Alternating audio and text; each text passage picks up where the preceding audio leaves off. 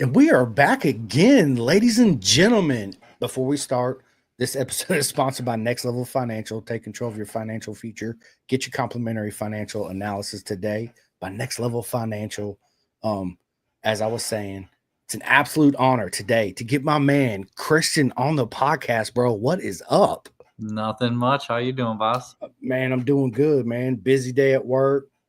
Had this pod. That's all I talked about at work. When I have a podcast today at work, that's all. When I show up and I start talking about it, people are like, "Just stay away from him because he's just like this all day long." Right? So, Yeah, yeah, super excited, man. It's an absolute honor to finally have you on, and it's an honor to we have met and hung out for a brief little time at Daytona, but we'll get into all that. yeah, But yeah, yeah, man, for sure. It's good yeah. to see you, my man. Yeah, you too. It's a pleasure being here. I appreciate it. Listen, the honor is absolutely all mine, and I say it all the time because it is. So we got a lot to talk about, Christian, and I'm Yeah. excited to hear your story, bro. So you got to tell us your story on where it all started on the beautiful twos. Yep.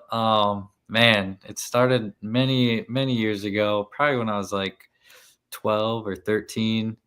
My stepdad had like a old CB, like 300. I can't remember what it was, but it was a street bike for sure. It wasn't meant to be ridden around in my cabin on sand. So I basically crashed the thing everywhere I went, and Front every yeah, time, front. front would just fold. Skinny tires, just super street tires. Like just shouldn't have been riding it in the dirt at our cabin. Um, and that kind of sparked the love for it, and then growing up, my mom and my stepdad, they would ride Harleys all the time, riding electric glides. They would always go out to Sturgis, and I would ride on the back with my mom and with my stepdad and go up to the cabin or go on a cruise or whatever. So that's kind of where the love for it all started for me. I never really had any like motocross background or anything like that. And then probably about, I want to say like 24, 25, maybe a little bit older, I got my first street bike, which was a 94 FZR 600. Uh, Nice. Rebuilt the carbs on it, new tires, and rode that around for a couple years on the street. Um, and that just, that sealed the deal. Like there's nothing else to do after that, and except get new, better bikes. And went from that stage to getting a CBR 600, which was my street slash race bike. Because once I started riding on the street with people, it was one of my buddies, Mike. He told me about the CRA and was like, "Hey, come up and race." And I was like, "Oh, you can race? I didn't know you could do that. All right, let's go. Let's do it." So started racing, and it was game over after that. And I found what I needed to find. Right, and then next thing I know, I'm broke as shit. Yeah, oh, Really, right? of course. Yeah, I was like, "Okay, I need a job really quickly." And a good one at that, right? Yeah, Oh, and boss, I need these days and times off. And he's looking, he's like, dude, you're only gonna be working here maybe 6 months. He's like, right. Yeah, please, thank you. please. Yeah, I literally used all my 2-week vacation for every race weekend that I could just to go up and race, and it was definitely it was worth doing for sure. It was my highlight of every year was just take 2 days off, go up and race, and thankfully the races are on the weekend, so I only got 2 days off a month to take. But 6 race weekends up here in Minnesota, we only get 6 of them. So um, yeah, it was tough at first, but I found a way. Found a way. I was grinding, pulling my little trailer with my Ford Fusion, just doing anything I could to get me and all my stuff up there. It was worth doing for sure. Oh, 100%. I remember when I sold, I tell this story all the time, but I sold my only vehicle to fun continue ride racing, right? And I'm Yeah. like, dude, I could sell that. And then, so I bought a bicycle. Hmm. Um, so yeah, man. So when I go to the track, go to race weekend come up, if I couldn't borrow a truck or a trailer from one of my buddies or Jeep or whatever with a hitch on it, I would just go rent a U-Haul, tow it in Yeah, the back of a U-Haul truck and which pull is up in there in a U-Haul. which is funny because that was the job I got so I could race. Was I worked at U-Haul. I was working on trailers every day, busting my butt just so I go up to the track. And I never rented a U-Haul, but I probably could have got them for cheap. But I had a trailer at the time, so I just used that until I eventually got my own truck. So yeah, it was a grind for sure to get to where I'm at now, but well worth it. Well worth it. Part of the beautiful journey we take, right? And we don't realize, as we sit back and think about it, as we're reliving it right now, then you live in the moment again, right? And you're like, man, all the well, we call it sacrifice, right? Because yeah, I didn't go out and eat. I didn't do any of that, right? Everything went to buying tires and fees and yada yada. You guys know the game. Looking back, you're like, man, I made a lot of sacrifice, but what a beautiful journey, right? Look at all the friends and family you met along the way. Otherwise, you would never have, right? So many people that I've met along the way and that are still around, and people I look up to, and I've changed my own habits so that I can be better, not only for them but for myself, and so that I can do this thing that I love that's called racing. Got to keep on going. I do, man. It's beautiful. I want to talk about this FZR 600. Yeah. That was my buddy's first bike, right? Yeah. And you mentioned something that you don't ever hear anymore. I know how to work on them because that was back in my era, right? It's carburetors. I don't know if all you guys listening right now know what a carburetor is. I'm just joking. Yeah. That seems like a lost art today, right?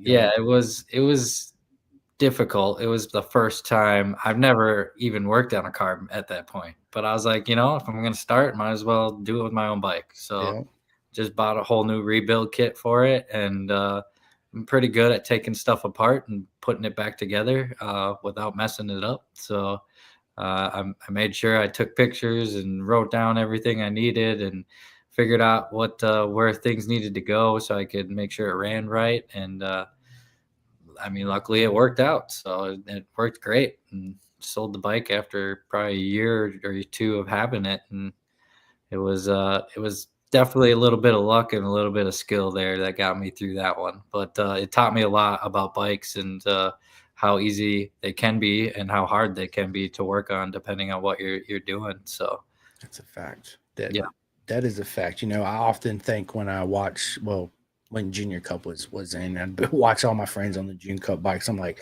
how badass would it be to run an FZR 400 in this class? Yeah. Right? It'd be pretty cool. Well, now they'd probably allow the 600 because it's probably about the same amount of horsepower. Yeah, exactly. Right? Oh my god, dude, that's awesome, man. They're fun, man. It wasn't the fastest bike. At the time, everyone had fuel injected bikes out on the street, and I'm out there with my old bug-eyed FCR and just kicking people's butts in the corners. Like they'd do the whole "let's go fast straight" kind of thing, and then they'd slow up for a corner, and I just boom right around them. And that was when my buddy Mike was like, "Hey, you gotta come to the racetrack." I was like, "Okay, sounds like fun to me." Yeah, right. Yeah, it's I remember, man, that being one of the most nimble little bikes I've ever ridden. The thing was just sweet. It was sweet handling, but you're right, it didn't get on the throttle. You're like, okay, are you coming? All right, let's go. Any day now, like let's roll. Yeah, exactly. Yeah, it was a good time. I loved it. And unfortunately, when I sold it to a kid that his dad showed up with him to buy it. And his dad rode it up and down the block just fine, and then the kid got on it, and as he rode away, I was like, "Does he have any riding experience?" And he's like, "0." And I'm like, "Oh no!" And at the time, the construction was getting done on my street, so there was like that lip you get before they put the final layer of tar on the road, and he went to turn around and hit that little lip and just tipped it over. And I'm like, "Good thing I got the cash in my pocket already, because it's yours now for sure." Right. Oh my god, it's funny you mentioned that because my story is almost identical to yours as far as growing up riding my buddy's dirt bikes. It was just a single simple carb then, right? They showed me how to blah blah blah whatever. Mm-hmm. Then I get my first street bike in high school when I got my driver's license. Bought a brand new 1996 ZX6R, right? Got worked, went to school, saved up my money, got my income tax back, bought a full Muzzy pipe header, jet kit, ignition vancer, K&N filter. Mm-hmm. Dropped it off at the shop. They call me in a week. They're like, "Hey, we can't get this thing to run." I was like, "Okay, just leave it. I'm gonna come pay you for what I owe you. I'm not gonna pay you for the full job, obviously, because you didn't do it. But leave it in pieces. Don't even put it back together." Right. So I show up, trailer, back home. This is before YouTube and all that. Ordered a shot manual. Mm-hmm. Right, had the jet kit with the instructions in it, and like you, I just took pictures with a camera. Right, got the Polaroid. Ching, got to wait a couple minutes for that thing to come through. You're like, okay, yeah. Wrote notes on the back of it, right, with a Sharpie. Yeah, dude, it took me, dude, I don't know, probably 12 hours, but I did it all, everything. Pulled the carbs, drilled out the fuel mixture plugs, dude, the whole 9 yards. Wrote it that Saturday, and like, how'd you get the bike running? I said, man, I did it all myself, and I'll never ever take my bike to another shop ever. That like killed it for me right then and there, right? Especially carbs, and nowadays it's just such a specialty thing, and it's hard to find anywhere. Right? It is. You need an old timer or somebody that's really into it, especially when it comes to syncing 4 carbs together. It's right. It's a whole different ball game than running fuel injected stuff that we use nowadays. I need those vacuum lines. They're like vacuum lines. I'm used to a laptop now, man. We're on carburetors. I'm gonna get back. Yeah. Exactly. Is this thing full with mercury? Don't turn that upside down. I did that. So I bought the old school mercury filled, fucking vacuum gauges. My dumbass man freaking picked it up, and I dumped mercury all over my floor. Oh no. Yeah, dude. I was pissed. I had to bother. This was back when you can order the go to the dealership and they order the little valves to refill it. So yeah, you can't do that no more. No, not at all. No. Now it's all either digital or analog, like a little tack. Yeah. So yeah, man. So growing up riding with your parents, I did the same thing, which is absolute memories you'll always cherish, right? Yeah, for sure. Getting the first bike, street squidding, as we all do, because we think we're just fucking Valentino Rossi, Nikki Hayden, whoever it is, right? Especially when you first get your leather suit, bro. Then it's game over, right? Feel invincible, like, bro, let's go. Exactly. Yeah. I was just when I was like 19, I had a friend that had a ZX10. It was brand new at the time, 2008 or 2009 ZX10, and I went and he's like, "Oh, take it for a test ride," and I took it for a test ride and totally thrashed it. Totally thrashed myself. Had shorts and a t-shirt on. Literally was a squid. Like got road rash and all. It was bad and made me step away from it for a while. That's why it took me till my mid-20s to kind of get back on and actually want to do it again. And once I started learning the process of actually how to ride, it just grew to another level where I was like, all right, I need to take this off the street because this is just getting too stupid at this point, and gotta take it to the track. And boy, was I humbled right away. Like I thought I was so fast and thought I was gonna win a race. And my coach, who's actually my boss now, is he was looking at me in turn 2 and at Brainerd, looking back at me like, come on, dude, you're going way too slow. And I thought I was moving, and he's just one hand on his hip looking back at me like, dude, get your butt moving. And I'm like, okay, I got a lot to learn here. I'll figure it out. But it took me a few years to figure it out, but now I feel like I'm to a point where I've sustained some speed. I'm a little rusty because been doing tires for the last 2 years. So, but I'm getting back into it, and feels good. I love it, dude. Listen, it's something that a couple things we'll never forget. Getting our first bike, first leather suit, first time we drag our knees in our first track day. We show up, we think we're Ricky Road Race. Yeah, we got signed up for the mock race, but I just can't crash this session, blah, blah, blah, for the track day, right? At the end, you get to race. I thought the same. I was like, dude, I got everybody fucking covered. Not an issue. Like I watch this. Yep. Okay. So afterwards, I didn't realize, and nobody told me that when I come off the track, and they see who just had that big ass piece of humble pie, right? They actually hand you a pie. Oh, really? No, I'm just joking, but I'm just saying, like, when I come off the track, that's what I felt as I'm back to my pit. Like they just handed me this big pie sitting on my tank, just waiting for me to eat as soon as I get back, right? Yep.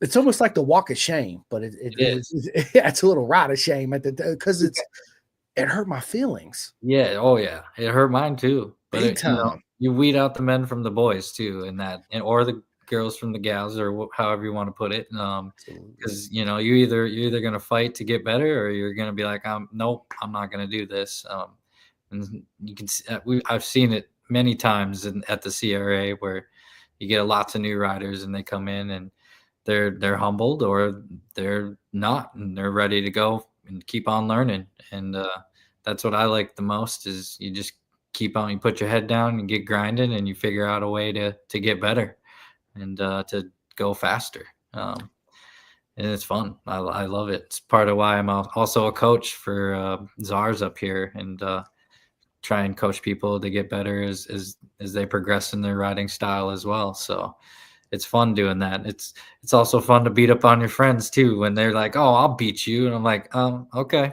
sure, we'll find out when you get on the track, bud." I love it, man. I love it. Yeah. So going from the obviously, I wanted to touch base on that too. Going from obviously track days to racing. I see all the plaques on your walls, which is absolutely amazing. Congratulations. I don't have I just got one that was given to me right here. So Yeah, it's not even mine, but there it is, right? yep, And another one back here in the background. There it yeah, is. yeah, So uh transitioning from, taking racing serious because once you make that commitment, it's like you're in a different mode, especially the way you approach a track day. It's like yeah, your mindset's completely different, right? You're not there to 100%. show off. You're there to basically test and tune, try shit out, Yep, work on yourself, work on braking, body position, whatever it is, set yep, up with the bike and gearing and yada yada yada. yep, Um, so yeah, it's because you're fully just focused in this whole race. yep, Um, so how did you transition into coaching? Which, by the way, dude, I think coaching is absolutely amazing yeah, because we need obviously coaches to teach the new, even throughout all stages of whatever level for you're sure. at, right? Yeah. Um, and let me ask you this: two questions. How did you get into coaching, and does it give you the same feeling of reward feeling of seeing somebody progress the first time they're on the track, right? For Is that sure. the same feeling as racing to you? So I got into race or coaching kind of backwards. Most people tend to do track days and then they go into racing. And I didn't even know track days was a thing until after like 2 or 3 years of racing. And I'm like, oh, there's a place where you can just go ride and not race. And so once I figured that out, me and my buddy Russell, we went up to Jessica and who's the owner of the track day around here, and she asked it, or we asked her if we could become coaches or control riders, and she's just wanted to see us ride, and we were both licensed racers at that time, so um, she gave us the go ahead to basically be control riders at first, and then I grew into it more and started doing actual coaching at a smaller track down in the cities here. It's called DCTC, and that's kind of where you get more of the satisfaction of coaching people. The track days are up at Brainerd, and you do coach people, but it's more or less you're just kind of a body with a jersey on to keep people in line while you're out on track. Whereas at DCTC, you spend a lot more one-on-one time with people, and you get in groups after every session and talk about things and work on what maybe trail breaking or your body position or whatever that session is that we wanted you to work on. Um, and seeing people progress it's pretty awesome. It's great feeling watching them and knowing and that I help them or that one of our other coaches has helped them.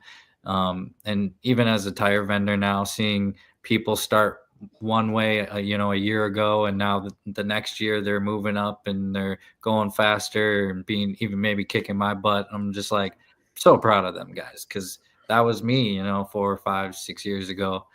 Um, it's a great feeling for me personally. It's winning is winning, and I love winning, and I'm very competitive, and there's no feeling that beats that for me. But definitely coaching people and watching them win it's a very close second place for sure.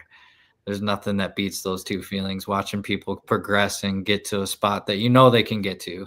They just need a little bit of a encouragement or maybe a little push, and or just maybe some technical training, or in my case, I'm very visual, so maybe even a video of them watching them do what they do.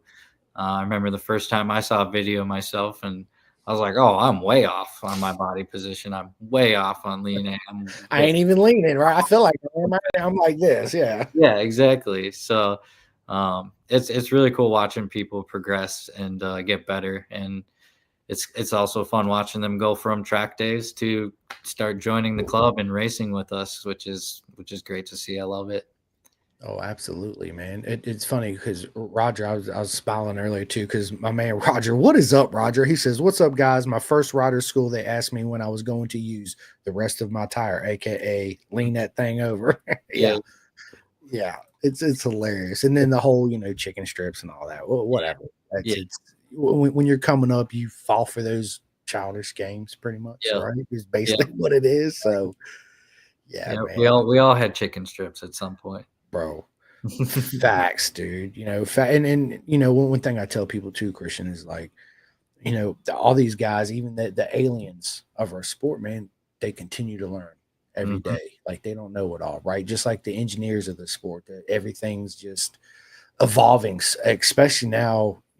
Well, shit, AI is coming into it. I can't Yeah, imagine what's getting ready to happen, right? But it's crazy, crazy. everything's yeah. Back when I call it the golden era of racing. We had the 750s, the true 600s. Back when if you was with Yoshimura Suzuki, you had to race the Yoshimura 600 class and a superbike class, right? It's Yeah, um things are still carbureted up until yep, 98, then fuel injection come out, right? But then it yep. was just little tuning here and there, and then all of a sudden it's you see the progression. But now it's like it's moving at such a rapid rate, it's just insane. We got auto blip. Like, who would have thought of that back in the day, Right.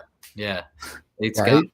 pretty out of hand, and it's only going to get more in depth and more crazy, and I love it. uh, It progresses our sport a lot too, having that stuff, and it also makes it easier, like auto blip and quick shift. It makes it easier for people that didn't maybe ride or have experience riding in the past.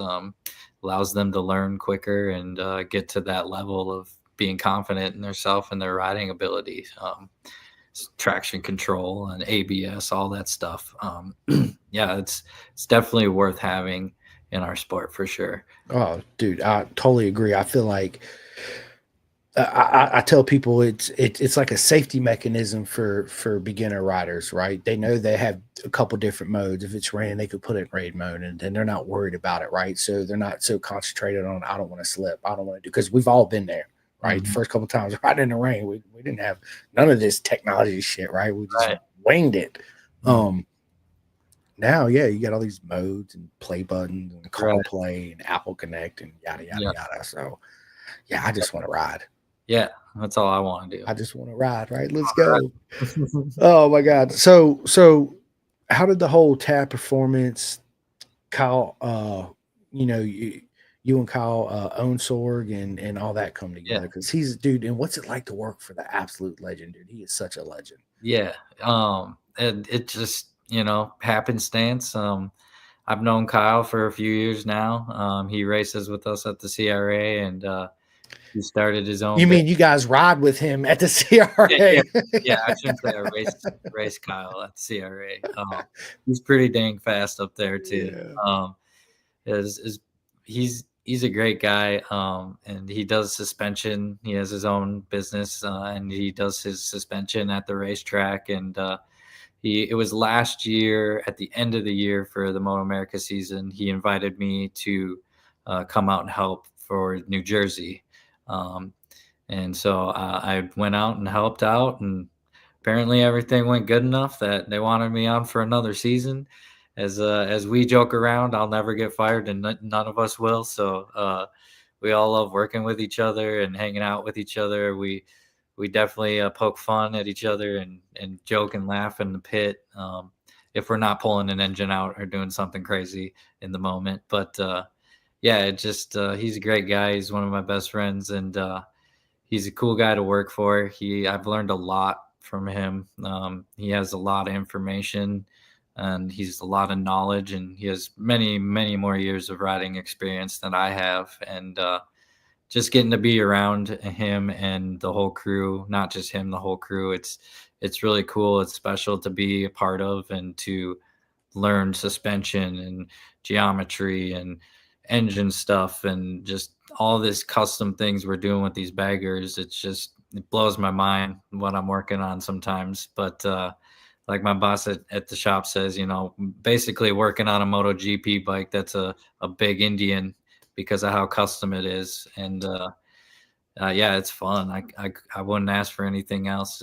Work my butt off every one of those weekends, but it's worth every ounce of energy, and they're great memories that I get to look back on when I get older. So 100%, dude, 100%. And I remember I was at Daytona earlier this year, and obviously Kyle's my buddy too. So I was like, "What's up, Kyle?" He's like, "Hey, Simcoe, blah blah." He's like, "Hey, come by the garage. I'm gonna let you sit on the bagger." I was like, "Say no less. I'll be there in 5 minutes, right?"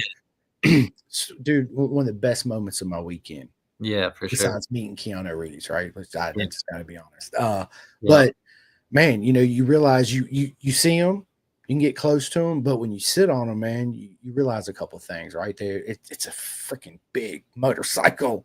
It's a big. lot bigger than you think it is. You sit on it, it's like, It's whoa, tall. Yeah, yes, tall. very tall. Kyle's tall, and he tippy toes on that thing. Yeah, And the other thing most people don't realize is that big fender up front. You can't see around that thing. So you're trying to take a corner and you're like looking around a fender that you can't see around. So he does all that with limited visibility and a bike that's just not meant to be doing what we're doing to it. But I love it. yeah, it's pretty awesome to watch. Yeah, so it was an honor to meet you and the whole crew that weekend. Yeah, That day, man, it was awesome to hang out and spend time with every single one of you. for sure. I still need to get everybody else on too, by the way. Uh, Yeah. William Kawasaki says he never let me sit on the bagger. It was absolutely amazing, for real. It was, Yeah. yeah, it was an experience I'll never forget. Well, I ain't gonna lie. When the bagger class first got announced, I was like, "What are we doing? Like, Yeah. what's going on?" Right? But then the more I thought about it, I was like, "Man, what a brilliant idea!" Because now, back when we were growing up, there was a difference. Harleys didn't like the crotch rocket sports bike guys, right? We didn't like them, right? It was this, but since the bagger racing's come in, man, we're all together now, right? It's a Yeah. beautiful thing. It brought more a crowd that we never thought we would see For sure. I inside think Moto America. I firmly believe that it's helped the sport financially. 100%. Having those kind of guys in the paddock and walking around and asking questions about the baggers. Yeah, maybe they're not as interested in our sport bikes, but they're paying a ticket and they're helping support the rest of our racing. And I think that's needed for sure. I know some people might be indifferent about them and other people aren't, but I think anything that's going to help Moto America and the progression of our racing as motorcyclists is a good thing. It's definitely kind of feel like a dying sport with the next generation, but it could also blow up, and that could be just because of baggers and you know people like me. And when I was a kid, I didn't even know racing was a thing, and all I knew was baggers because that's what I grew up on. And imagine if it was going back in the 90s, I probably would have learned about racing a lot sooner than I did, 20 years later. So I definitely think it's something that is helpful for all racing associations is getting more eyes on what we're doing, making it more popular so that we can all grow together. Yeah, dude. It's a lot of people don't think that they can show up and do a track day or ever get on a racetrack and race. Yeah, you can. It's easily accessible, right? And who'd have thought back in the day, man, racing a freaking if they did it back in the day, right? Let's say Christian in 1980 freaking Heritage Softail or whatever, racing one of those like today, right? It's yeah, bro. Speaking of the bagger class, the MotoGP is supposed to have a bagger class now. Like, Yeah, I think it's just the Harleys from what I've been told or what I've read. So pretty smart move on Harley to do that. I know that Harleys in Europe are kind of like a hot commodity, like having a Ferrari around here. Um, so anything to get more awareness or probably more people to watch MotoGP is probably kind of why they're doing it. And also why Harley wants, more people watching them too. It's a smart move. I mean, I don't know if Indian's going to be a part of that, but it'd be really cool if they were. Uh, would we go? I don't know either, but it would be really cool and to be a part of that. I mean, why not? Go You check never out the know. world. Yeah. Yeah. I mean, seriously, in this sport, you never know. Yeah. You really don't. Yeah, I think it's great for the sport. I know when I went to BSB, I was talking to Stuart Higgs. They're still trying to work out a deal to get backers over there in BSB. And I'm thinking to myself, like, I don't know, man. Like, that's that. So, everybody knows Cowboy Park's my favorite. Dude, it's literally like this wide, bro. Yeah. Seriously, it's absolutely insane. That's And I was never. like, dude, two baggers can't even fit side by side on this No, track, not at right? all. But dude, I would love to see it in every championship. Yeah. Australia, Superbike, Japan, all that. I think Yeah.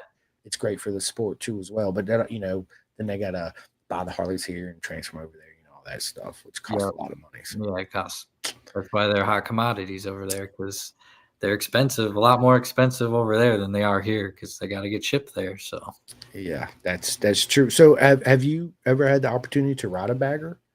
not. I mean, a few years ago, I had like what was it? A Yamaha Warrior. It's like a 1700, but it wasn't a bagger. It was just more of like a cruiser style bike. So I haven't actually ridden a bagger. Funny story is our crew chief Shane. He's much shorter than me. I'm not Shane's to, super cool too, man. But yeah, he is but short. Kyle actually let him ride it at a track day at Brainerd a couple of years ago.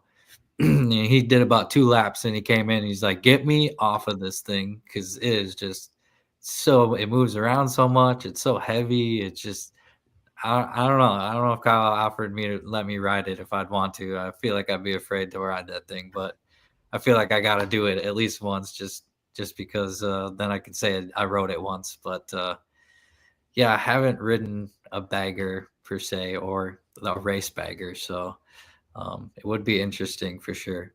Oh, 110%. We need to figure out a way to where it'd be mandatory that you guys got to have beers in the bag. So when you guys get a podium, you just open it up on the side. How cool would that be? That'd be pretty sweet. Yeah, we need to Pretty figure out a sweet. way for that. Dude, Yeah, the bags are bolted closed, or else they'd fly right off. I, So I, I know. I know.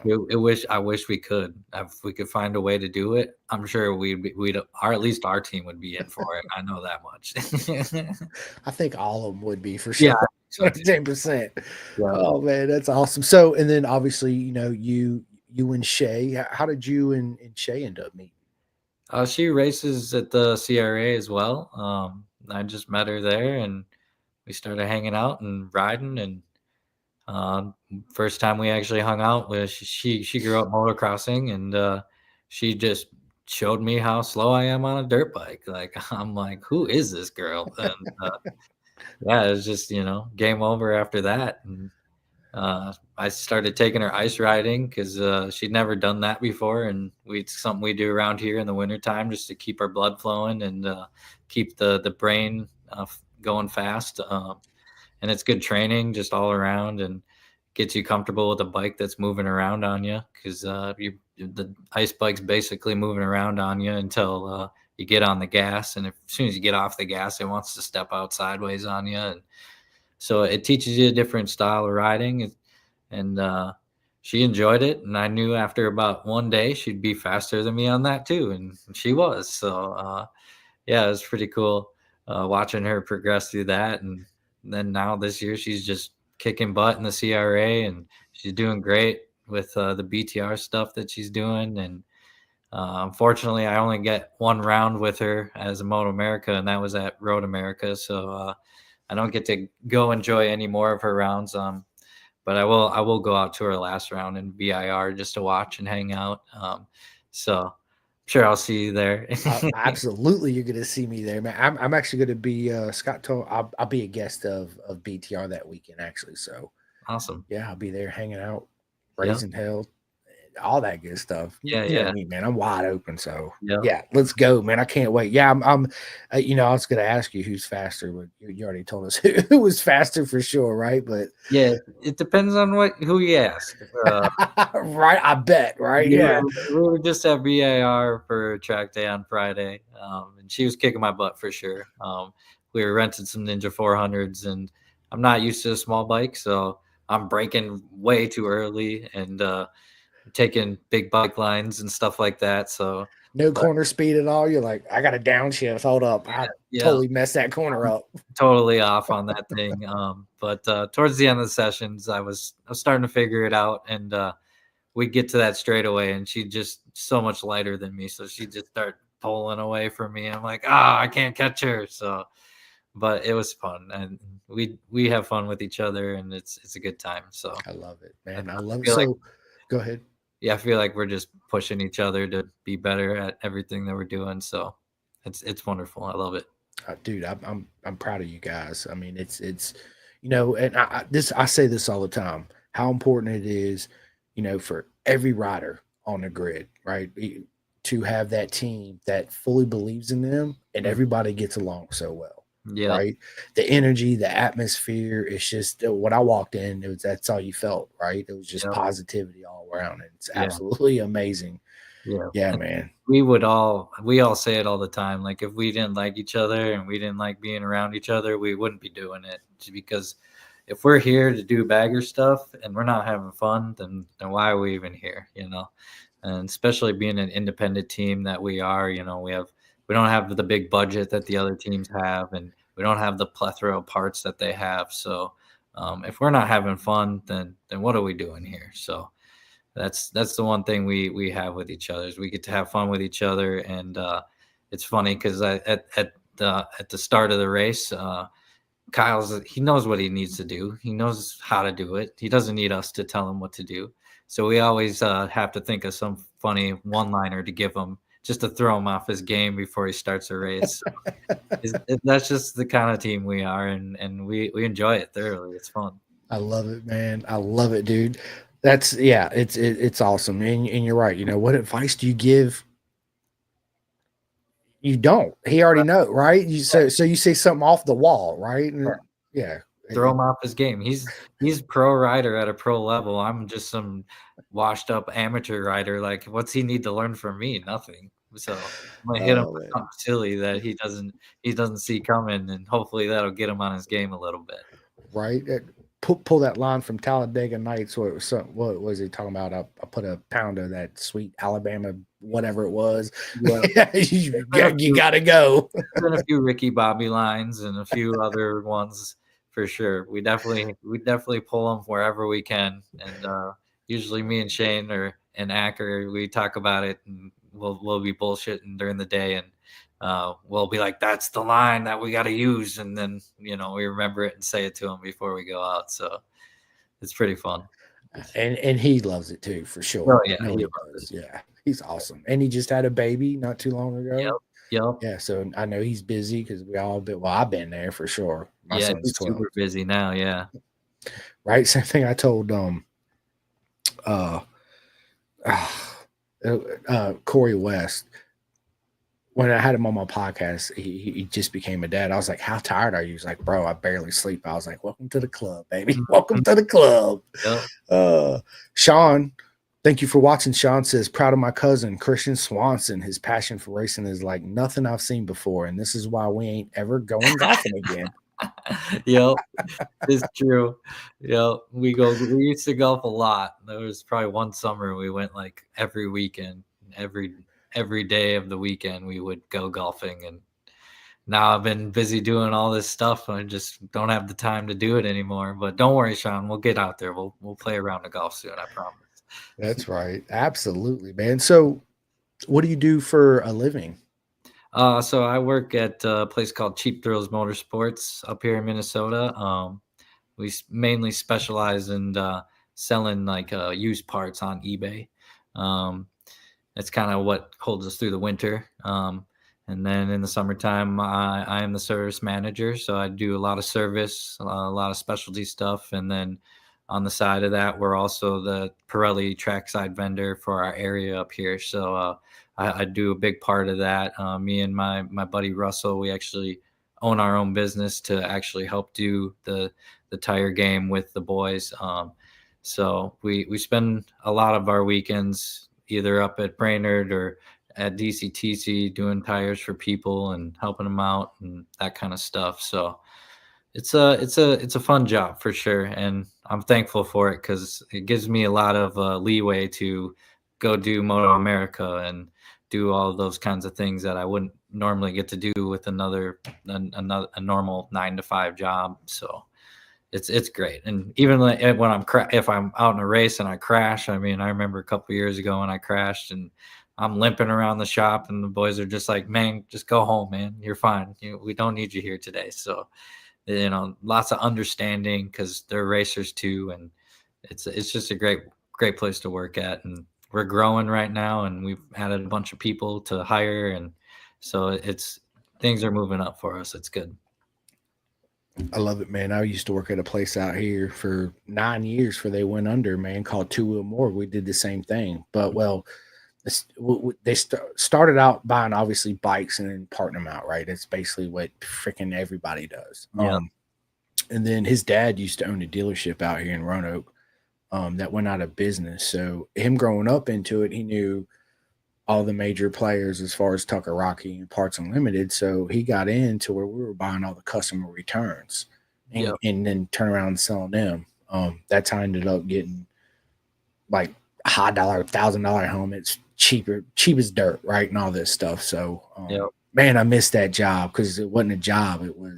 It's just fun, bro. It's just fun, man. Listing it and shipping it and all that stuff, man. Yeah, every morning we come in, we ship out parts for an hour or two, depending on how many we got, and then I usually bust right into working on service for the rest of the day or getting the trailer ready for a race weekend or a track day weekend.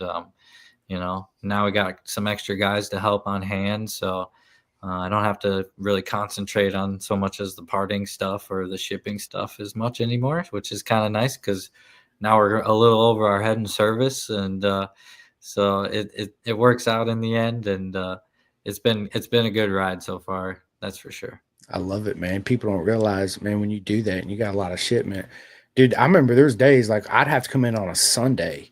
Yeah. And pre-start shipping because I had 300 orders to go out, and I'm like, "There's no way I can get this done in one day." Yeah. Absolutely not, right? So it's a lot of work, and then you still part out, tear down bikes, and blah blah blah blah blah.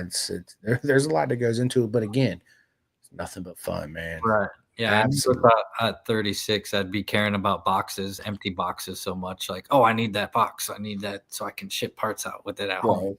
Whoa, dude, listen, if you go downstairs in my basement, you'd be like, okay, yeah, this guy, he eBays for sure. Yeah, it's my wife's like, do we need any more boxes? I was like, yes, we need more boxes. There's always something that can go in a box. Always. We can always put something in the box, right? Yeah, dude, I love it. Dude, actually, dude, we got Shay in right now. Shay joined the party. What is up, Shay? I can see her right here. Oh, okay. Nice. On my phone. Yep, there you go. Boom. Yeah, let's go. I like it, man. Man, listen, dude, we're 43 minutes into this already. I told you it'd go by super quick, right? So just stay on with me after I end this because we'll go ahead and schedule our part 2. Shay, I know you're in now. I told him next time you guys make a visit to VR, call me. If it's a Friday, I'm off on Friday. So if you guys show up on a Friday, Saturday, or Sunday, obviously I'll come out there and hang out, and we'll do some live videos together for sure. And then I can watch you kick his butt. Yep, probably. I love it, man. Well, listen, I want to transition to one of my favorite parts of the podcast, man, where we get to know you, Christian, away from work and racing and all that good stuff, right? So, what's for dinner tonight, bro? Are you cooking? Dude, I don't think that far ahead at all. This is a problem between me and Shay. Like, I'm like, I don't know, what are we eating? And then she's like, I don't know what we're eating. And I'm like, all right, I guess we'll figure something out. No, I have no idea what I'm gonna have for dinner tonight. I'm more worried about working on my race bike for this weekend because it's a CRA weekend this weekend too. So, gotta get that thing ready to go and get some new fluid in it and get a gear shift indicator put onto it, just some little stuff. And I know Shay's probably busy doing the same thing, working on her bike right now too. So that's usually what we're thinking about before we're thinking about dinner. I hear you, bro. I hear you, man. And so you're racing this coming up weekend? Yeah, so I'll be up there mainly doing tires all weekend. Okay. And if I can fit a race in, then I'll definitely try my best. But it tends to get a little hard on race weekends because there's always tires to be done. So 100%, right? And then switching between the modes, right? Work mode and then throw my leathers on and switching to that immediate race mode, yeah, it's it's tough. It's tough for sure. Trying to yeah. keep track of who's paid or who's got a bill and who's waiting for me to get off track to get their tire done because they got a race coming up. It's hard for me to just jump into that mode of okay, I got to go out and race now. And usually when I'm racing, I like to be left alone. And I got all these plaques a couple years ago as a novice, and I won like over 30 races that season, and mainly because Well, my best friend kept me in line and kept me out of my own head. So um, it's hard for me to be concentrating on tires and then also concentrating on racing. It's just they're two different worlds, and it's really hard for me to do both at the same time. But if I can try, I'll try. I know I won't win, that's for sure, but at least I went out there and had some fun. So it's exactly what I was going to say. Fun, that one word, right? Fun. That's it, man. And yeah, I could see where that would be. Life in general, especially racing, is such a mental game, and yeah, and being able to shut it off and shut it on. Some people can, some people can't. Some people yeah. it takes them a minute, right? Mhm. So it's I get it very much, dude. I really do. Was saying that race preparation and all this stuff. Do you have any superstitions as far as when you prepare for battle? Right boot on before your left, socks inside out, anything like that? Not really. The same underwear for the past 12 years? No, definitely not that. No. I don't think I have like any superstitions. Like, I mean, maybe I have ticks per se.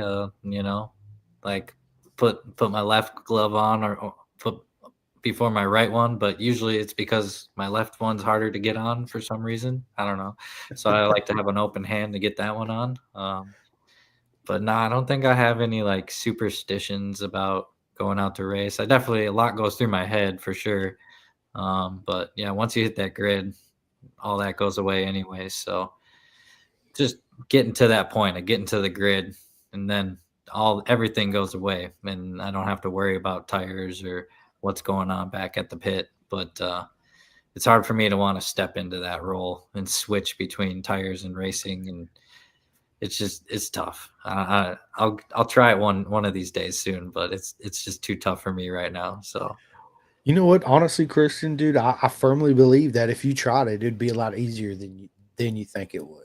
I yeah, think you would get on the bike once the leathers are on, you sit on it and you fire that thing up when it's warm. You're like, okay, it's time to go. The bills, the guy waiting on me, blah blah blah. All that's I'll think about it as soon as I cross the line. Be hmm like, shit, I gotta get back as quick as I can. I gotta do this and this and this. This. yeah, Yeah, dude. Yeah, I get it, man. yep. Um, are you a cat or dog person? I'm a dog person for sure. I don't mind cats. I don't hate them. That's for sure. But I definitely got my dog Thor. He's around here somewhere, but he keeps me busy too, for sure. 100%, man. Dude, I'm a dog lover. Sometimes I feel like us humans don't deserve dogs. Yeah, They're agree. absolutely amazing, man. So, Super love. tell us something we don't know about you. Oh, I was born in California. I've never lived in Minnesota my whole life. Moved here when I was like 4 years old. So I don't really remember California very much. But yeah, I was born in California. So but lived in Minnesota my whole life. So um, I don't know if there's anything else that matters. Yes. You can find that on your Facebook profile, man. Come on, man. You gotta have something like growing up wanted to be a rock star or something. Oh, I mean a good one because she's an engineer and works on fire trucks. It's kind of funny because when I was a kid, I used to say that I wanted to grow up to be a fire truck and not a firefighter. I just wanted to be the truck. Oh my god, I love it, dude. I love it. With saying that, what's your worst habit? Definitely biting my nails for sure.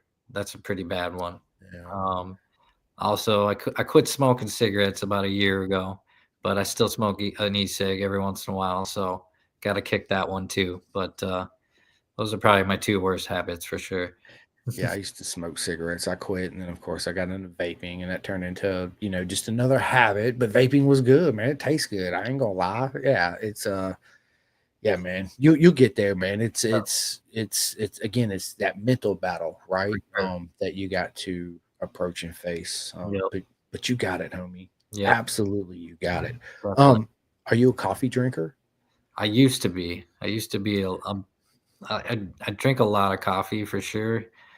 And I don't know, probably about a year ago, I just stopped drinking it, and just it was giving me really bad anxiety for whatever reason. But I just stopped drinking coffee. I'll have one once in a while if I need it. Like when we got back from VIR on Friday night, we drove up to Brainerd. It was about 1 in the morning when we got there, and then I was up at 7 a.m. to start doing slanging tires. So Shane went and got me a cup of coffee. Then I needed that one, but yeah, it's not a habit that I can't have under control or anything. Definitely. Yeah, yeah. I like coffee, man. I don't have to have it. Like it either like yeah, let me get a cup or nah, I'm good. Look, here he comes. What is up, Buttercup? What you doing, homie? Mm-hmm. Nothing. What you need? Why'd Why'd you just cut me? I'm Hey, that is Kayla's. You can't have that. Give that not. back. I just went to close the door. Oh, okay. So he made this butterfly knife for Close the Kayla, door. right? So I seen her at Red Atlanta. That's the first thing she said. Did you bring my butterfly knife? No, sorry. I'll bring it to you. I promise next race. So But yeah, so- you paid today. no, tomorrow. Frig, bro, because I found the best know. things. My avatar, and they all cost $10. Okay, well, And it's you can two wait till things. tomorrow. High five, buddy. Psh, But psych. I don't, It's freaking I hilarious. don't want to, but I will. What? I don't want to wait, but I will. Thank you. I appreciate you. Ah! You just wait, bro. You just wait. It's a You wait. bum, bro. That's a bum. Do you have any tattoos, bro? I do. I have a couple tattoos. I have an American Eagle on my leg, painted in red, white, and blue, and Love it. I have like it's like a landscape picture of like palm trees and the waves and the sun on my forearm, and I have one I'm not proud of on my shoulder. It's from when I used to DJ many years ago, and it's the old DJ symbol that was our logo at the time. So my boss said if I wanted a tattoo, he'd pay for that one and I wouldn't have to pay for it. So I was tattoo hungry that year, so he got me that one. So definitely one I want to get covered up at some point, but not too much of a hurry to do it. Yeah, I got I got tattoos. I got one that absolutely I want to get covered up, right? It's the same thing. Squinting on the street, you're young and dumb. You're like, yeah, I want to get this tattoo. It's forever. You're like, yeah, cool. And then you get older, you're like, yeah, this thing sucks. Why did I even do this? Why did I Right? do this? But it reminds you of the way you thought back then, right? It's Yep. different now. So Exactly. yeah, man, 110%. So everybody knows, Christian, that I'm a big. I listen to a shit ton of audiobooks. Is that something you do too as well? Not normally, no. Usually I just like to listen to my music whenever I get a chance.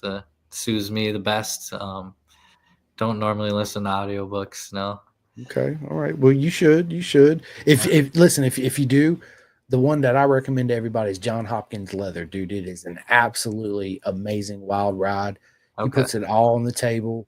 He talks about his alcohol addiction, his pain pill addiction, smoking weed, and his freaking trailer right before he goes out and rides a MotoGP bike. It's like, bro, it's absolutely a great story. So I highly recommend it, man. All right. As far as podcasts, you listen to any podcasts? No, just yours, man. That's it. I appreciate it, man. Thank you. Yeah. That's awesome. Not really. Honestly, I've been so busy lately. I don't even really have time to do anything other than work on my stuff and go to Sleep work and and sleep. eat. Yeah. Yeah, it's usually I don't even call it sleep anymore. It's just nap time and right back to it again. So, I know several of my buddies like, dude, you don't ever stop. You just go, go, go. I'm like, dude, you can sleep when you're dead, bro. Like I'll go to the point where I'm like, I'm just so tired. I'm like, all right, I'm out. And that's it. I'm fucking done. Right. yep. Other than that, I'm just like, go, go, go, man. Life's too short, man. So, there's a lot I want to accomplish, a lot I want to see, So yep. yeah, man. So music, man. I love music too. Real quick, just touching on the music. If you used to pull up your music right now, what's the last song you were listening to? Oh, I don't know. Probably something country. And I love all genres of music, but it was probably something country. It depends on the mood of the day. Yeah. It could be rock, could be alternative, could be some hip hop, could be country, could be anything. As long as it's got a good beat and some good lyrics, and I'm listening to it. So Me too, buddy. Me too, man. It's music's one of those broad questions, right? It's very rare you'll find somebody says, nope, this is all I really listen to, and that's it, nothing yeah, else. It's like, dude, you get pride in your mind, right? Like exactly. live, Yep. experience. hmm Star Wars or Star Trek? Star Wars, definitely. My Bro, brother, I I got grew two lightsabers right here. If you were right here, I'd be like, dude, let's duel right now, right? Ah. definitely. I grew up with my brother. He got me all up in Star Wars for sure, and I do like Star Trek too, but I definitely Star Wars over Star Trek for sure. 100%, man. Yeah, Yeah, I'm a Star Wars nerd, man, for yeah, sure. Me and my son, we watch it all the time. It's freaking awesome. yeah. If you had your own private island, what's the one racetrack you'd have on your island? That's a good question. I think it would be at this moment in time. I think it would be Barber. That one, that me and Shay went there with her dad probably a couple months ago now and did a track day there. And man, I picked that place up real quick and I just loved every part of it. It was a super flowy track. The elevation changes.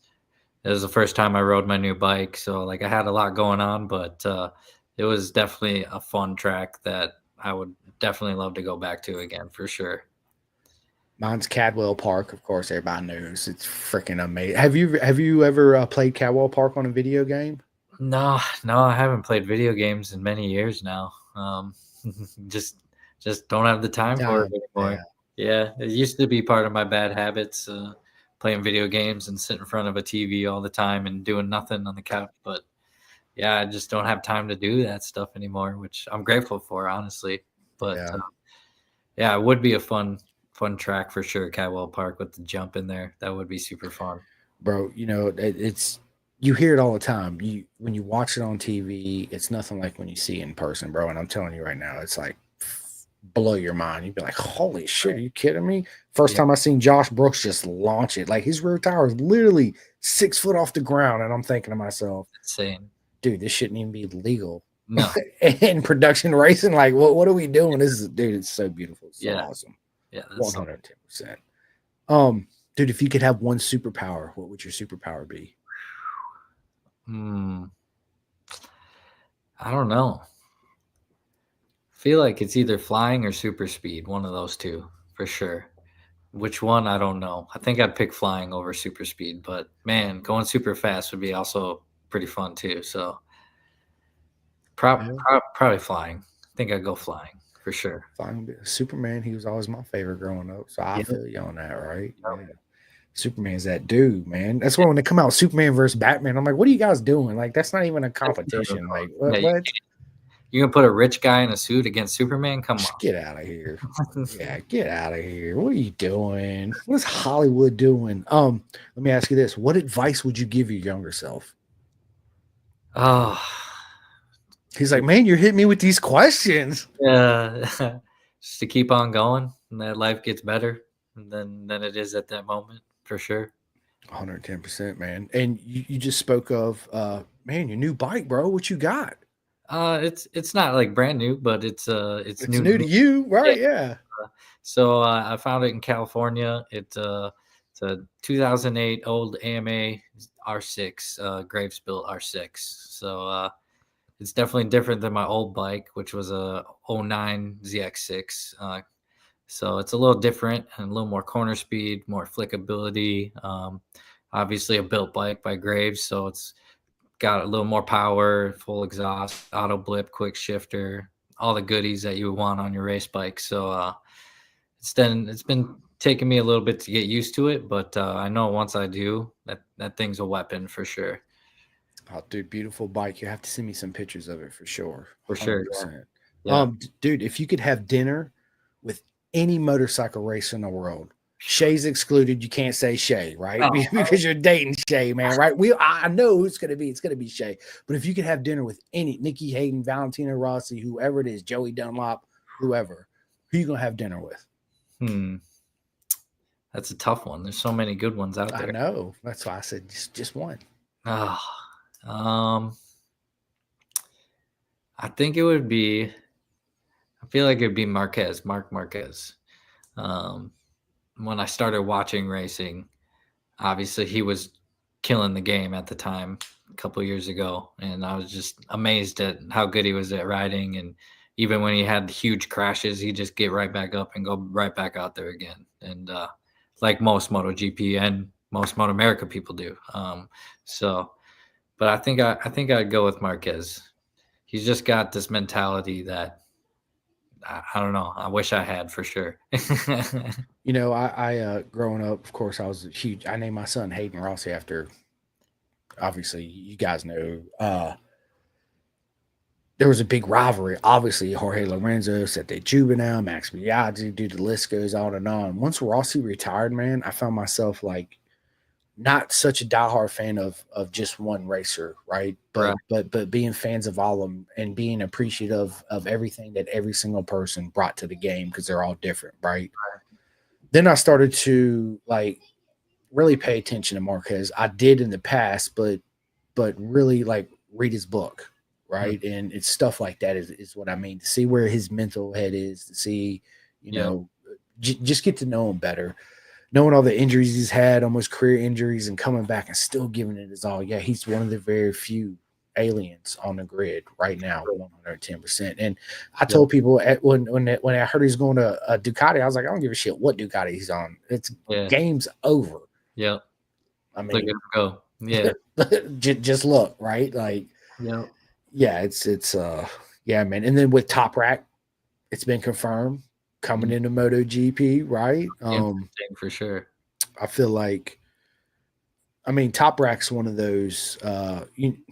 Every so often, we have people that come in the sport that pushes it to the next boundary. Right? We had Doohan, we had Swanson, we had Rossi, we had, Lorenzo, Stoner. Stoner to me is to this day, the most naturally talented rider I've ever laid my eyes on.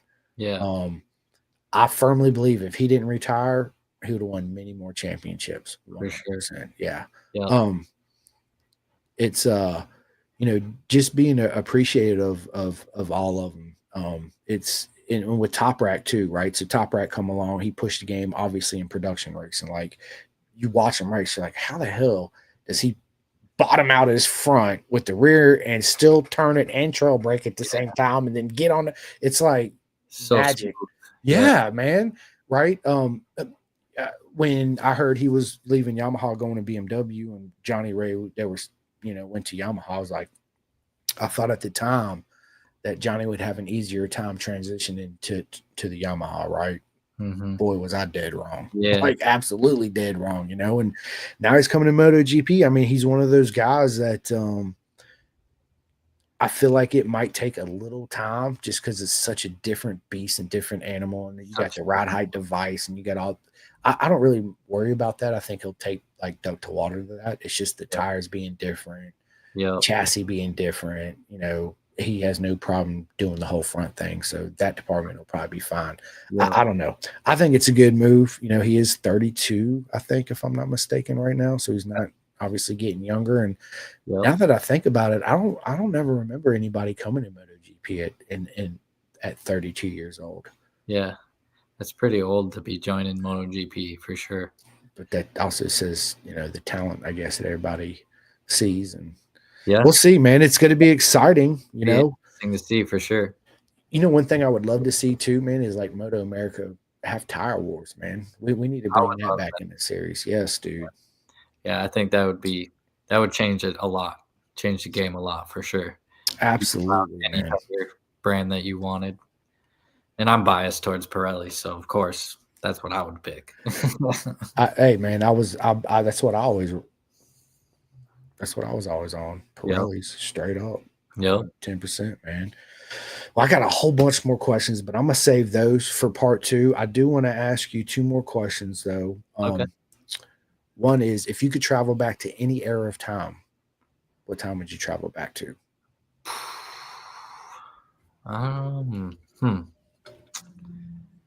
That's a good question. I have no idea.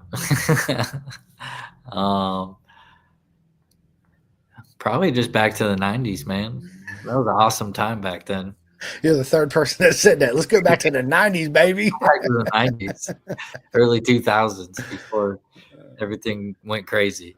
Yeah, dude, for sure. Back when money was in motorcycle racing. Back then, people were making a living club racing. Exactly. Yeah, I've heard many people talk about back then, how you could just go around to every organization and just make a living off of winning races or being top 5 or whatever. You know. Yeah.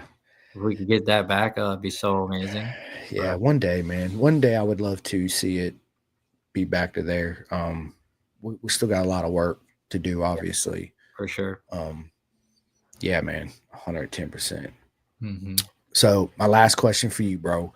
Money's no object. You could have your own superbike team in Moto America or Super Sport or Twins Cup or whatever class you want to be in, right? Yeah. What's the manufacturer motorcycle you would have, and who's the 2 current riders in Moto America you would put on your machines? Shoot. I wasn't ready for this. Kyle's probably listening going, you better say Kyle now. You better say Kyle. Obviously Kyle, for sure. I know how good Kyle is on a sport bike. And definitely Kyle for sure. Who would be the other one? I think I'd go Schultz too. Schultz, and I think I'd go with a Yamaha. Definitely. Yamaha, Kyle, and Schultz. That'd be a pretty good team. It would be a dream team, wouldn't it? Yeah, it would. Yeah. And I could see Schultz and Kyle getting along like brothers from another mother for sure. For sure. 110%, man. Well, listen, Christian, this has been a lot of fun. It's been an absolute honor to have you in the hot seat today on the podcast, right? As I've been calling it here lately. When I end this, just stay on with me for a minute. We're going to go ahead and schedule our next one. Okay. I'm going to give all my shout outs, and I'm going to let you in the podcast as I always do with all my friends. First and foremost, Next Level Financial people. Go to Next Level Financial. You can find them on Facebook, Instagram, and all that. You guys already know who he is. Seth Starnes. He owns Next Level Suspension. He's in Florida. He does all the suspension for a lot of people, especially SFL Mini GP. He was actually at Daytona doing people's suspension there too. BisonTrack.com. Listen, it's 2025, people. Do yourself a favor. Take that off-the-rack suit that don't even fit you correctly. Let's just be honest, right? Make a backpack, a purse, or a duffel bag, whatever you want. Give it to your loved one or your dog as a chew toy, whatever it is, right? Go to BisonTrack.com. Get you that full custom suit that's tailored, designed specifically for you, not me, not Christian, but you, and it'll fit you so much better. You have so much more better freely. I just made a new word, right? That's a new one. Yeah, it is. You'll be freer in your movements. And when you have a suit that's too tight, it can cause arc pump. Obviously, it might be tight in your arms, but baggy here. And then when you're going down the straight, it's like a parachute and it's choking you to death and all that good stuff. So it's 2025. Man, we're halfway into 2025 already. It's freaking crazy. It's, bro, I'm telling you, time is such a thief, bro. It really is. BisonTrack.com. Join the herd, people. Big shout out to Chef Eats. Chef Eats, everybody knows who Chef Eats is. Have you had any Chef Eats yet? I haven't. All right. So my buddy Jeff Servant has a company called Chef Eats. He's in Georgia, and he sponsors. Well, he brings meals to the racetrack. You can order them. They come pre-made. Dude, they're absolutely amazing. Nice. A lot of people on here that listen to this podcast know exactly who Chef Eats is. You guys use a discount discount code, pin the gas, and save 10%. His meals are absolutely amazing. I get them. I take them to work, throw them in a microwave. The steak is juicy and tender. The pork chops are amazing. Yeah, it's dude. One of my favorite things I got from him was this uh Philly cheesesteak tortellini. Oh my god, it was so good. That sounds good. Oh my god, it was so good. I know Anyway, what I'm having for dinner tonight now. Yeah, right. There you go. I'm actually doing a flank steak that's been marinating. Yeah, on the grill. Since I have no AC, I'm not using the stove at all. So everything I'm gonna eat tonight's gonna be out there on the grill. So some vegetables. I got some. My mom has a garden, so she gave me some fresh jalapenos that I'm just gonna slice open. I don't even pit them because I love heat, right? So I just throw a little cream cheese in them and just throw them on the grill. Nice. All that good stuff. So I'm making myself hungry. Anyway, back to the sponsors, right? TST Industries in Florida. Everybody can go to, I should have been better prepared, theclothingking.co.uk and get all your Pin to Gas merch. When you go to the website, as a little thing you'll see at the top says partnership. Click on that, scroll down, you'll see Pin to Gas, and boom, there it is. I get a lot of people asking where I get my soft shell jacket from and my beanie hat. That's exactly where I got it from. You can too. theclothingkings.co.uk. Big shout out to SFL Mini GP. Anybody interested in signing up for race weekend, you can go to miniusasbk.com and sign up, and their program's absolutely amazing. That's where a lot of our future legends of the sports coming into the game, right? And the thing about their program too is you don't need anything, Christian. You don't even need a bike, boots, leathers, gloves, nothing. They provide all that. You just register, sign up, show up, and guess what? You're gonna have a proper mega really good time. 100%. Big shout out to RD Racing out there in the UK, my buddy Jake Marsh, all my veterans out there. My buddy Jim's got you can go to vet2track.com. His whole thing is curing PTSD one lap at a time. You sign up, it takes you out there to the track, you help a team out, get out there and ride. It's absolutely amazing. So any vets out there, please go to vet2track.com, sign up. It's absolutely an amazing time. For all the sunglass needs out there, Flying Eyes Optics, they are made by motorcycle people for motorcycles. They're made in Austin, Texas. I have a pair, but I keep hiding them because they keep disappearing between my wife and her friends and my friends because they hear me talk about it all the time. And every time I got them out there, like, let me try them on. And of course, I forget, right? And then I'm like, hey, yeah, you got my son. I need my Flying Eyes back. But you can get your own pair and use a discount code, Pin the Gas, and save to 10% off. And, you know, when you hear about stuff like that, I've been guilty wearing sunglasses underneath my helmet, and I know Christian has too, right? And you put them on, and that stiff arm just puts pressure on your head, and after a while it causes you a headache and all this. Well, the arms are super thin, super light. They bend all kinds of ways, and they pop right back. I don't even realize I have them on under my helmet. That's the first thing I did when I got home with them. Threw my helmet on, threw the glasses on, and went for a ride. And yeah, they're absolutely amazing. Big shout out to 64 Degree Racing. My man Tate made me 2 custom undersuits. I love them. They're my favorite 2-piece undersuits out there.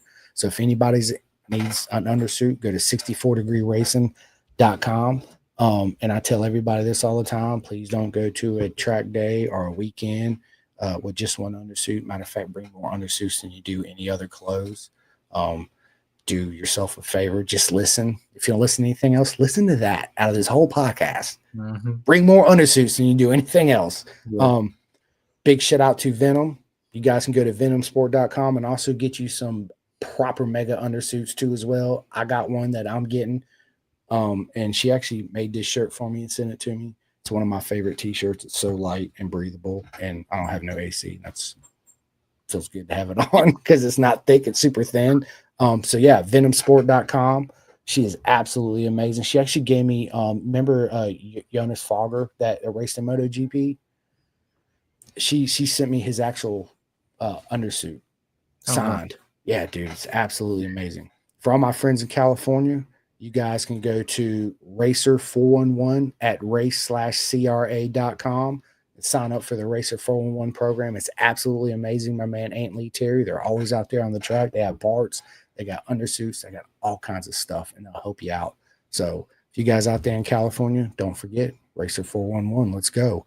I need everybody right now to go to roadracingworld.com and donate to the air fence. It's imperative that we have those air fences. If we don't get those donations, we don't have more air fences. Guess what's going to happen? We're not doing this podcast and we're not having fun at the track no more. So it's $5, $10, $50, whatever it is. If you're lucky enough and you show up to a Moto America event, Chris Ulrich has got his 2-seater. I think the donation is like $350. You get a 2-seat up ride with Ulrich, man. How proper mega would that be, Christian? That's so sweet. Bro, I want to do it so bad, man. I'm going to make it happen. I'm going to make this happen. I will. Big shout out to BTR, Build Train Race. Everybody knows I'm a huge fan of that program. I love everything about the program and what they're doing for our sport. And so their next race, BTR, is actually going to be at the Ridge. So if you guys are in Seattle or you plan on making it, make sure you stop by the BTR, get you pictures, get you autographs. Trust me, they'll absolutely eat it up, and it's amazing, and they'll love it. So yeah, get you a hat, get you a t-shirt, all that good stuff.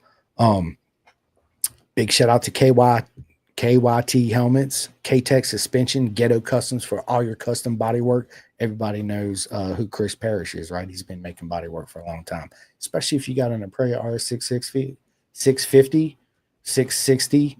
I don't know what's wrong with me. Or an SV, right? Because that's what he's known for. So he's laughing at me, right? Yes, I make mistakes. You guys hear it all the time. Big shout out to I got 3 buddies that make graphics, custom graphics, right? One of them is Drip and Wet Graphics, the other one's REB Graphics, and the third one is GRG Graphics. You're not going to go wrong by ordering graphics from any one of them. They all do a proper mega time job. There I go again. It's got to be the heat, man. It's got to be the heat. Gotta get the AC working. Bro, I'm waiting on the part to come do that. So it was this little control panel right down there in my furnace, man. And dude, it was $715. Bro, dude, it just got hotter in here right now. I'm breaking out in a major sweat just saying that. Big shout out to Mark 10 Motorsports, Free Hug Racing, Nicole Polyich Photography, and my man Stick Boy. Yeah, man, that was a lot, dude. It's like I said, all these are my friends. I don't know why I'm showing my paperwork that I give all my things out, but all of these are my friends in the industry, and they do absolutely amazing at what they do. You're not going to go wrong ordering from anything from any one of them. If you guys have any questions, you know how to find me. I'm easy to find. Anyway, Christian, that's enough of me flapping these gums because I keep flapping if I don't stop, man. Listen, the floor is all yours. Tell everybody where you're going to be at. Listen, one more thing before I give him the mic. Where you going racing at this weekend? So Brainerd up at the Central Road Racing Association. Yep. Show up this weekend. Make sure you stop by. Say hi to Christian. Again, you have any posters or anything like that? No, I don't got nothing like that. I'm not that good. Anyway, make sure you stop by, say hi. Yeah. All that good stuff, man, for sure. Yep. So, yeah, man, take it away, Christian. The floor is all yours, my friend. Oh, man. Just want to thank everyone that's got me to this point. Chase and Devo over at Cheap Thrills, they've helped me learn so much and got me to this point and where I'm at. My teammate Russell with Close the Door Racing right here. That's our team. He's also been there, had my back for so many years. And then Kyle over at Adrenaline Engineering, always helping me out with stuff, giving me advice. Mike over at In Gear Moto, he's a great guy. He does a lot of racing gear, and he's always helping us out and hooking us up. And he's got real good information. He's really technical and loves going in depth with all that gear stuff. And then lastly, probably just Jessica over at Zars. She's allowed me to get a lot of free time out on the track, which helped me win all these plaques behind me.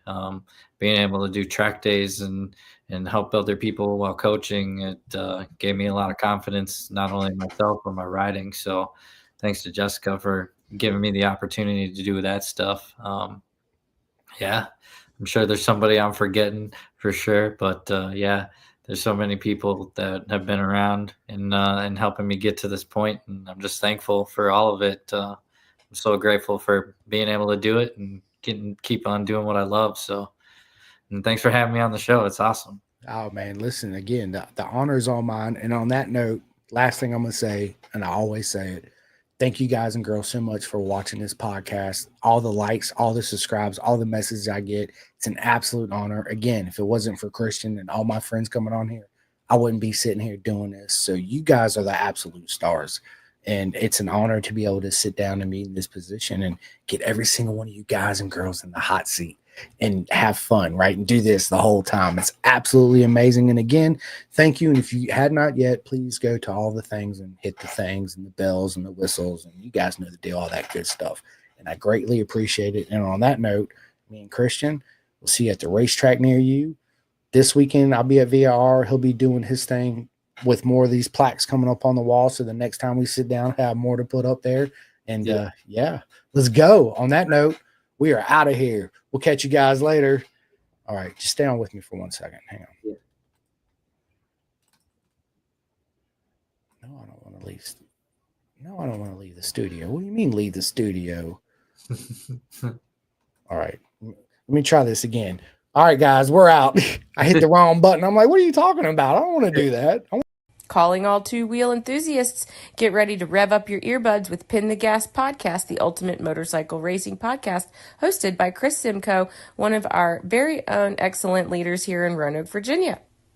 With expert analysis, behind-the-scenes stories, and exclusive writer interviews, Pin the Gas Podcast delivers the adrenaline rush of the racetrack straight to your ears.